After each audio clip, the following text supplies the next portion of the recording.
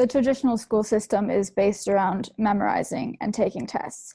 And it sets the student up to be good at being tested or remembering things, but not for actually learning them and, keeping them in your memory and knowing about them. So yeah, I feel like education is more about experiences and growing through experiences. If someone's not into adventure, it doesn't have to be adventure. It can be, I don't know what someone's super into, but I feel like education is more hands-on and really breaking things apart and really learning about it rather than just learning at the fact and writing it down in a test. As a young mother, I experienced a paradigm shift that transformed how I saw education and ultimately the world around me. I started this podcast, The Luminous Mind, to connect with and learn from people who are disrupting the status quo in how they learn, educate, and live in the world around them. Prepare for a paradigm shift. Light a candle, light your world.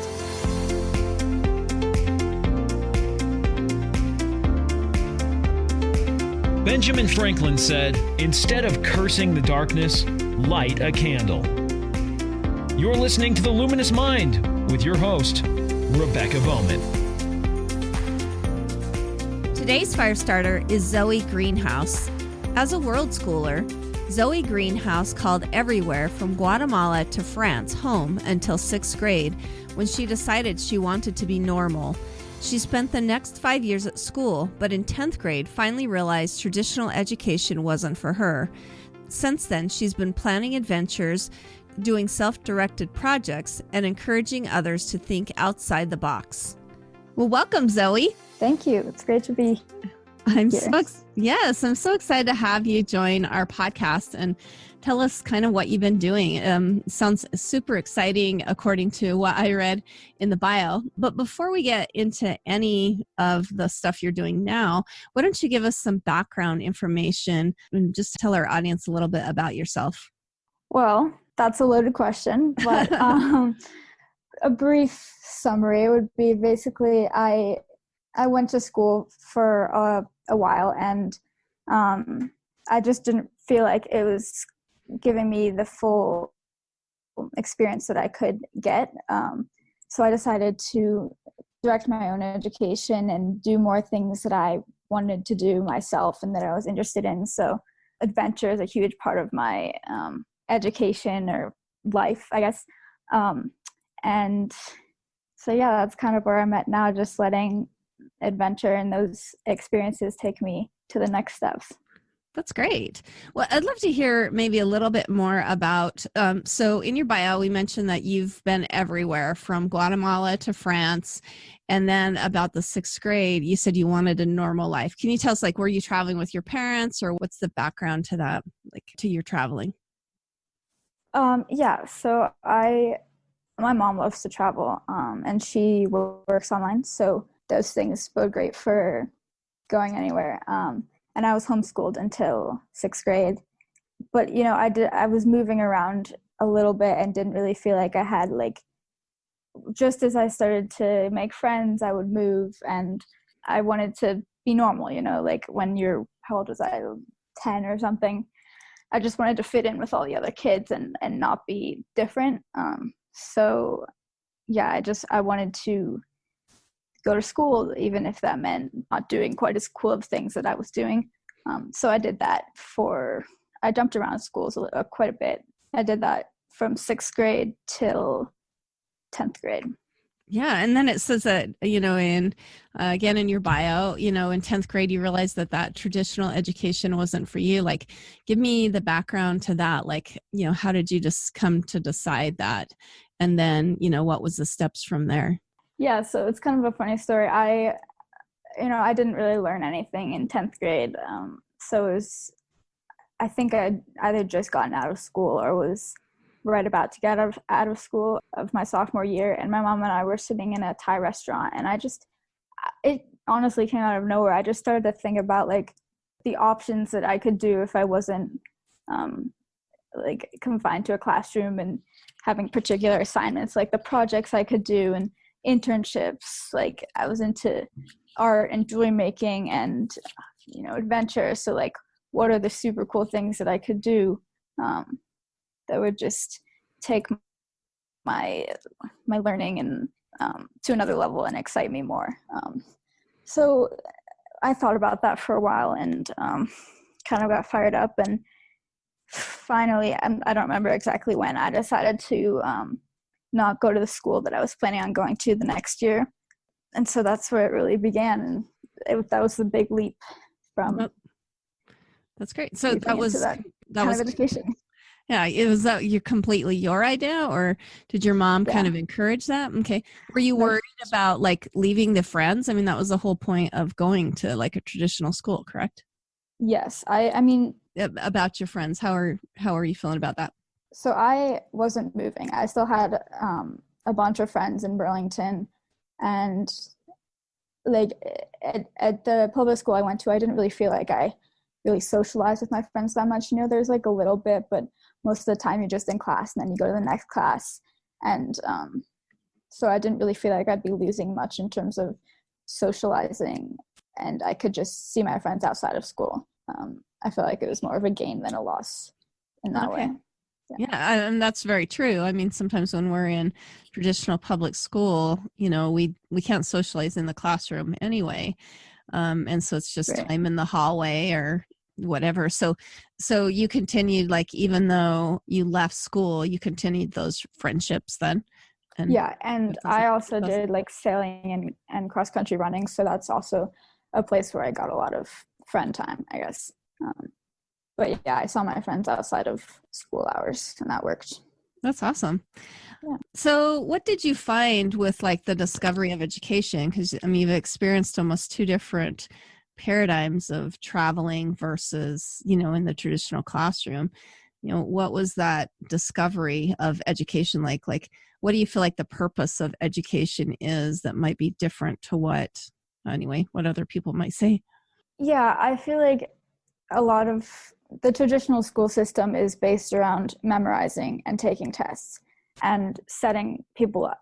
It sets the student up to be good at being tested or remembering things, but not for actually learning them and, keeping them in your memory and knowing about them. So yeah, I feel like education is more about experiences and growing through experiences. If someone's not into adventure, it doesn't have to be adventure. It can be, I don't know what someone's super into, but I feel like education is more hands-on and really breaking things apart and really learning about it rather than just learning at the fact and writing it down in a test. Well, and just maybe book learning may be different than like being out actually experiencing and doing those things. Is that what you're meaning? Like, yeah. Okay. Yeah. There's a big difference to that for sure. And what do you feel like, you said you were homeschooled before. Maybe this would be good to add to the background part, but you said you were homeschooled before as you were traveling. Were you kind of unschooled, or did give us an idea of what your education other than traveling looked like, as you were younger, when you were younger? Yeah, so I did like Khan Academy for math, and I believe I did Oak Meadow for a little bit, but that wasn't really my style. So my mom kind of, she gave me experiences, and I learned French and Spanish in Guatemala and France, which was huge because I learned so much faster than I would have in a traditional classroom, like with actual people who, just in day-to-day life, hearing it and having to speak it and everything, being immersed in it. And yeah, she gave me a lot of experiences, and I would go do things with people in those places and learn from them. So yeah, I guess you'd say like experiential learning. Okay. Yeah. Yeah, it sounds like kind of like an unschooling thing where you got to decide and you led, what you were interested in, and then your mother helped kind of provide those maybe those places or whatever for you to have those experiences. Okay, that's great. Yeah. So what challenges do you feel like, going from, this world schooling kind of experiential learning or unschooling to the traditional model did you have? Was that like a difficult transition for you? One of the big challenges for me is staying focused in what I'm doing and, not getting distracted and procrastinating. So that's one challenge. Another challenge is there's a lot of explaining to do to people. Like I have to I tell them what I'm doing and there's questions. So it does take a lot of energy to kind of really let people know what I'm doing and compared to like just saying, yeah, I'm going to this school and studying this.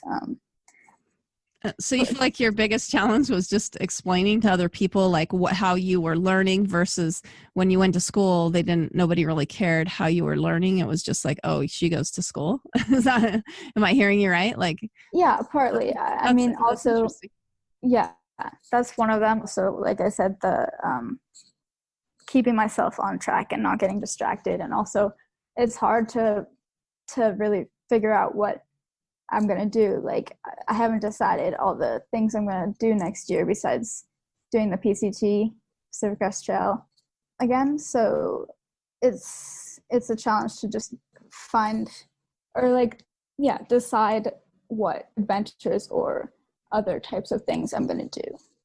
Well, really that's everybody's life, right? I mean, that's part of goal setting, right? That everybody struggles with going, okay, what's my goals for maybe next year versus, what I'm doing now. So do you feel like that kind of, because of that challenge where you have to kind of figure out your own direction, that maybe that would help prepare you better for adulthood? Because, I mean, we're all in those challenges of trying to figure out our goals. Yeah, for sure. Definitely. I think having to plan my own life or my own education is definitely a super valuable skill to have rather than being given assignments and just completing them and not thinking any more about it. Yeah, that's great.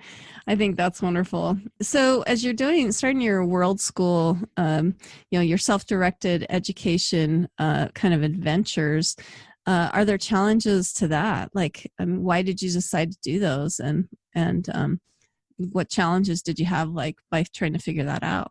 Well, the Pacific Crest Trail, my mom and I were out training for a little section of the Appalachian Trail, and she just suggested, like, what if you hike the Pacific Crest Trail? And immediately I was like, yes, like even before she got the sentence out, I was all for it.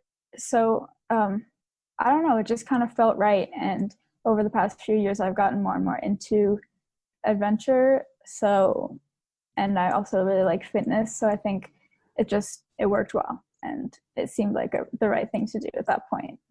That's awesome. So basically, like when you're doing the Pacific Crest Trail, the whole idea is like just kind of inviting people to go with you type of thing. And that's like you're leading this adventure. Do I have that right? No, the Pacific Crest Trail was just for myself. Okay. I wasn't a guide or anything. It was an adventure for myself. Okay.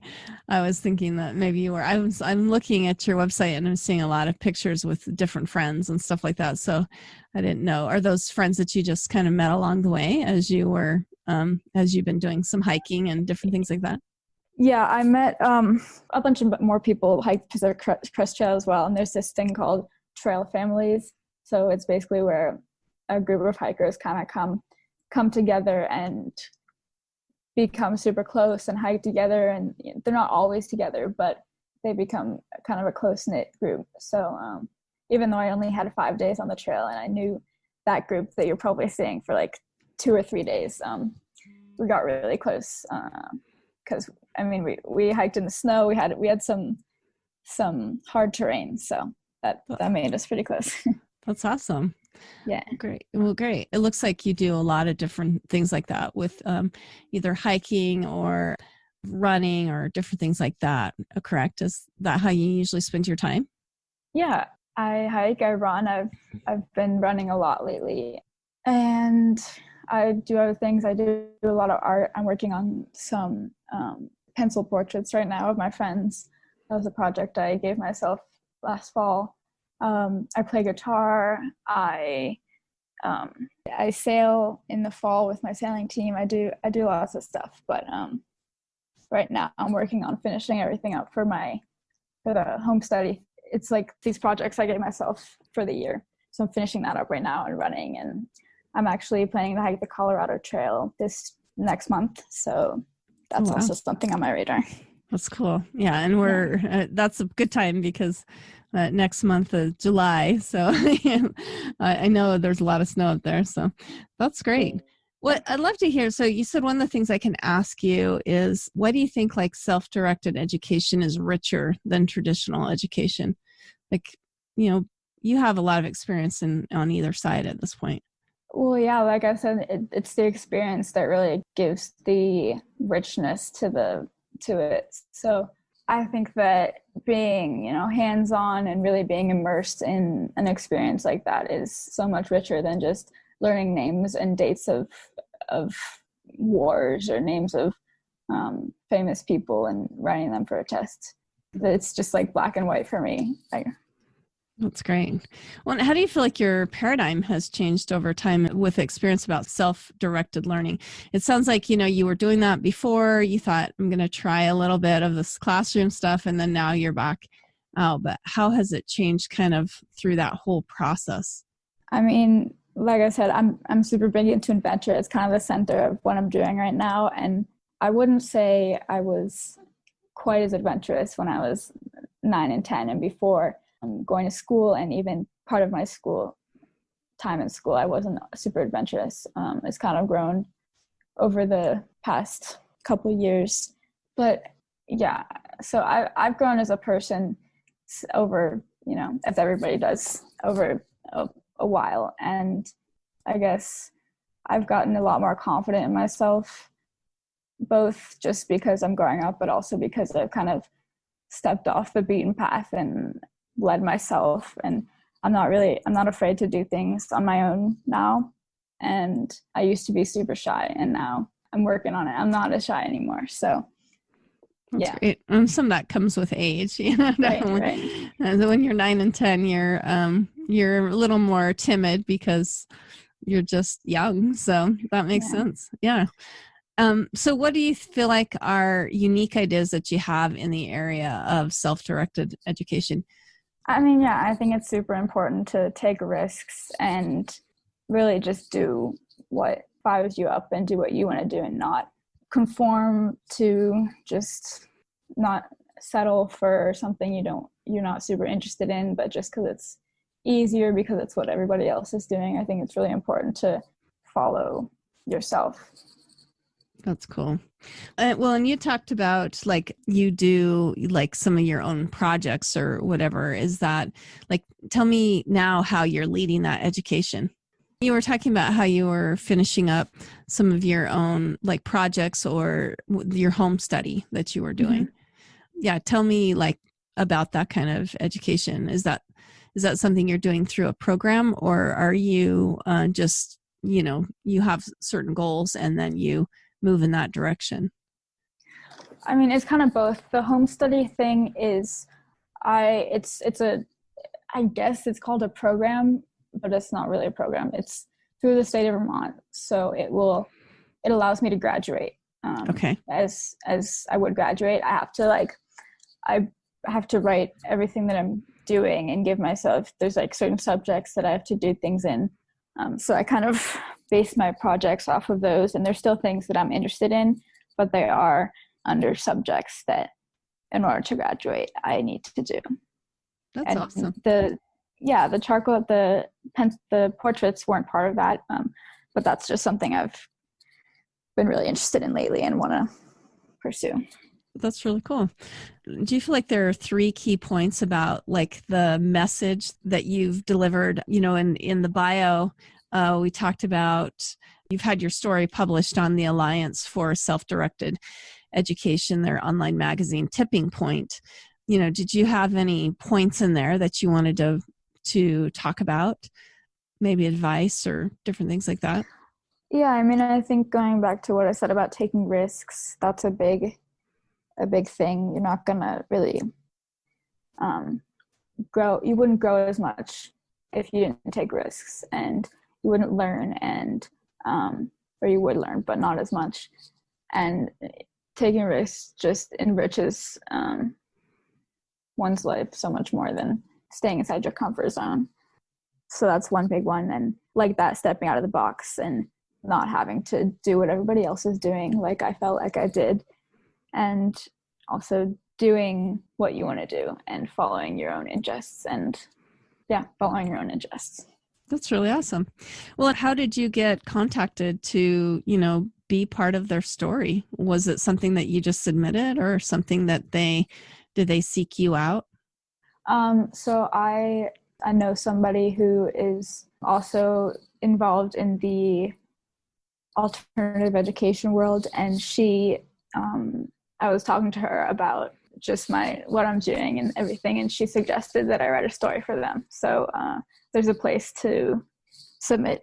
You don't have to talk to them, you just submit it, and then they reach out to you and with edits, and then it gets published. That's awesome. And then how did you get connected with Blake Bowles? He's been on our podcast a couple times, and somewhat of a good friend, but just interested in how he knew about you and shared your story. I think, so there was a time, let's see if I can remember this. There was a time when I was younger, maybe 12 or something. I think I was trying to decide about high school and what I wanted to do for that. And my mom reached out to him, and we talked a little bit, but I kind of left off there. I don't really remember much about that. And then I think he saw me from the Tipping Points article, and he decided to reach out again, and we talked about that a little bit, and then he invited me on his podcast, and you've probably heard it, but we recorded it the night before I started the Pacific Crest Trail. So that was let's add on an extra bit of stress there. Right? That's interesting. That's cool. Yeah. Well, tell me about maybe some of your upcoming adventures. What do you see like in the future for you? Yeah, so like I said, the Colorado Trail, I'm starting that with a friend in the next month or so. So that's 500 miles long. So wow. Take about 4 to 5 weeks, hopefully. So that's the most upcoming one. I'm not sure if it's going to happen yet, but I'm training for a marathon in Hawaii in December. We'll see if it's allowed to happen, with lots of heavy breathing and whatever. But so I've gotten more into running lately, and I want to do something with that, and then also doing the PCT again starting next spring. Well, that's cool. Well, and you have a website, zoegreenhouse.com. What feedback have you received about your message and some of those adventures that you've planned? How are you helping other people to be more successful?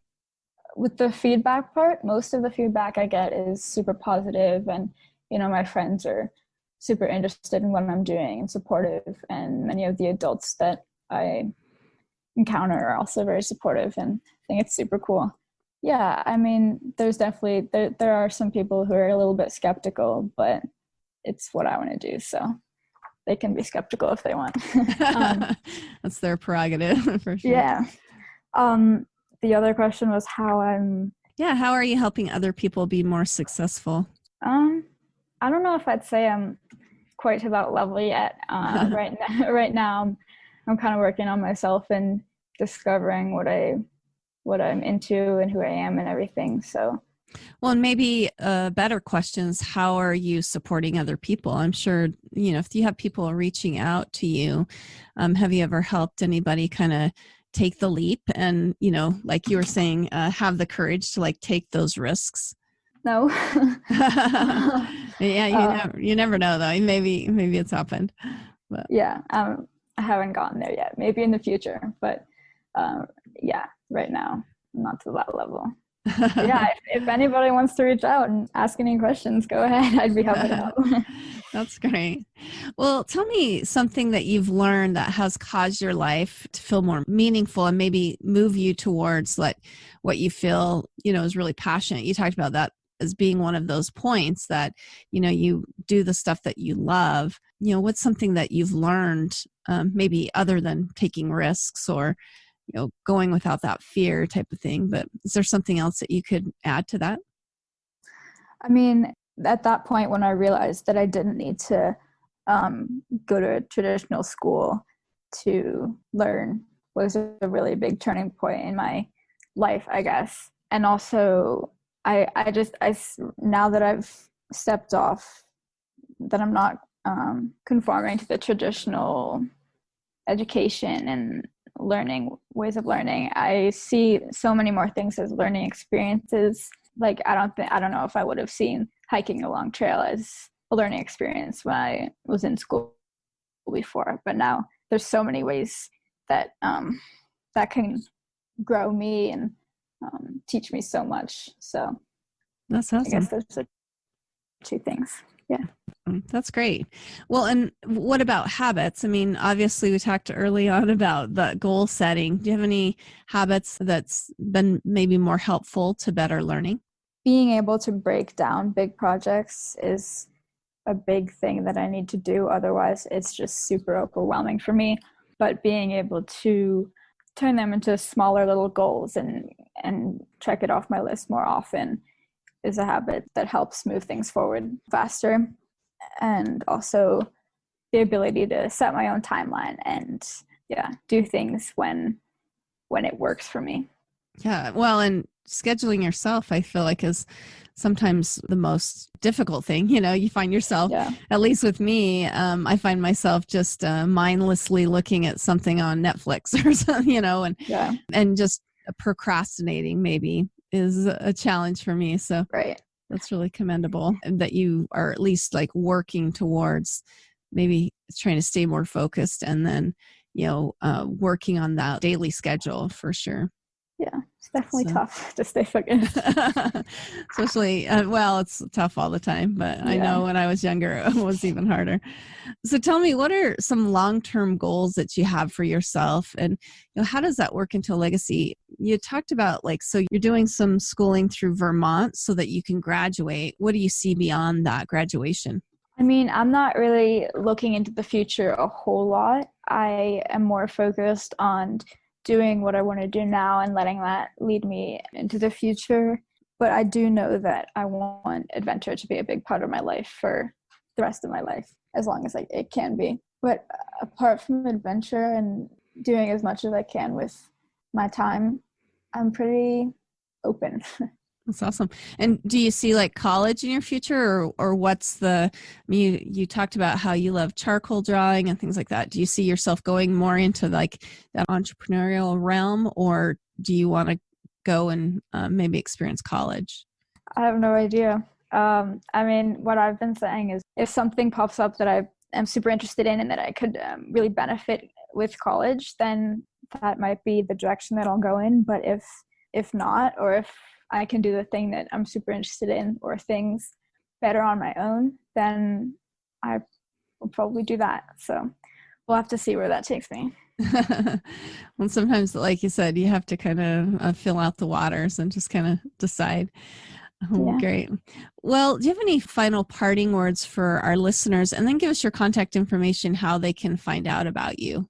Parting advice. Yeah, just take every opportunity you can to do super fun things and learning experiences or just an awesome adventure. So take the risk. That's awesome.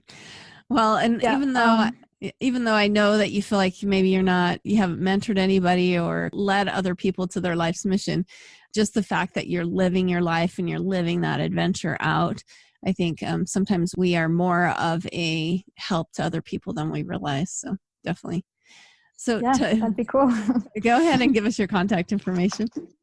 Yeah, so you said my website, it's zoegreenhouse.com. Just no Y, like greenhouse, like the house of plants.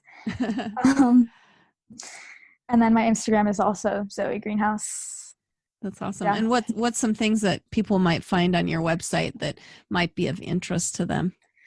Yeah, my website has a ton of stuff on it.